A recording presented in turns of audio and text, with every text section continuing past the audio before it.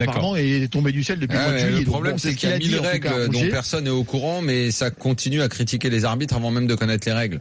C'est une des constances de notre football, ça. Oui, enfin là, savoir ce qui se passe quand l'arbitre met un coup de pied à un joueur, effectivement, on connaît pas la règle. Ça, c'est autre chose. On a parlé d'autre chose, Jean-Louis. Donc ne mélange pas. On perd pas espoir, on tente notre micro à de ce qu'il a fait avant, pas de la glissade ou mettre un coup. De savoir pourquoi il a donné le coup franc derrière. En fait, l'arbitre donne un coup franc au Paris Saint-Germain parce que dès lors qu'il y a un contact d'un joueur avec l'arbitre, on donne la règle apparemment, c'est de donner un coup franc. C'est pour la chute et le croc en jambe. Non, le premier contact, lui il part du premier contact dans son dos.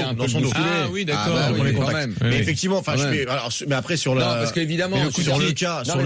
Tiens, on va crever l'abcès parce que là, je vais entendre sans arrêt. Là, tout le monde va me les briser très sévère avec Chaperon, le scandale, machin. Je veux dire, évidemment, les joueurs, ils peuvent péter les plombs autant qu'ils veulent, bousculer les arbitres, les insulter. Les présidents peuvent venir dire tous les jours à longueur de match, les arbitres sont des bidons, tout le monde est un. Chaperon qui pète un câble parce que réellement là, ce qu'il fait, je l'avais jamais vu, je trouve ça complètement dingue. Et lui, il limite ses places publiques, l'échafaud, la concorde, la guillotine. Non, mais franchement, j'en ai ras le cul. Mais comme c'est pas permis de lire et d'entendre tout sur les arbitres à longueur de temps. Putain, mais laissez-les tranquilles, les arbitres. Merde. Pour l'instant, c'est tout le temps eux qui sont coupables. C'est tout le temps eux. T'as Olas qui vient nous faire chier à inventer une règle. Tu vas pas dire que là, il est pas coupable aussi, Chaperon. À partir de quand il y a un contrat d'artiste, il y a un contrat joueur qui dribble, c'est quoi? Donc Fekir on le protège, mais Touzard on a le droit de le niquer. Mais c'est quoi l'histoire? Mais arrêtez de faire chier avec les arbitres à longueur de temps. Ce soir il y a le révélateur. Le révélateur, allez regarder l'image, la ligne elle est même pas parallèle à la surface de réparation. Arrêtez de faire chier le monde avec ça. Tu vois Pierre, moi je savais qu'il y avait un truc,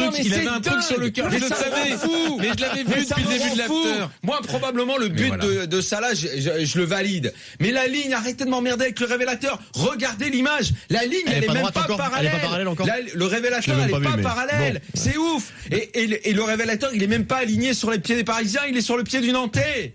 C'est délirant. Alors ceci dit, et pendant une heure, j'entends le commentateur à la télé dire il faut la vidéo, il faut ça. Putain, mais arrêtez le délire sur les arbitres. Merde, à la fin. Moi, je suis derrière toi dans ce combat, mais attention, ne mélange pas tous les combats. Sinon, le message se perd un peu. Mais le combat, tu mets arrêter de faire chier l'arbitre. Alors, c'est possible. C'est possible d'être éduqué dans la vie. Mais arrêtez d'emmerder l'arbitre. Moi, je vais pas avoir exactement la même position. Je te rejoins d'un côté. Mais la sortie de là, c'est après. Voilà. Mais ferme ta c'est gueule. grave. C'est plus possible. On en reparlera. Mais on était sur le cas Chaperon, messieurs. On était sur le cas Chaperon. La seule différence. Il a pété un câble. La seule différence. Putain, mais tacle les deux pieds en avant.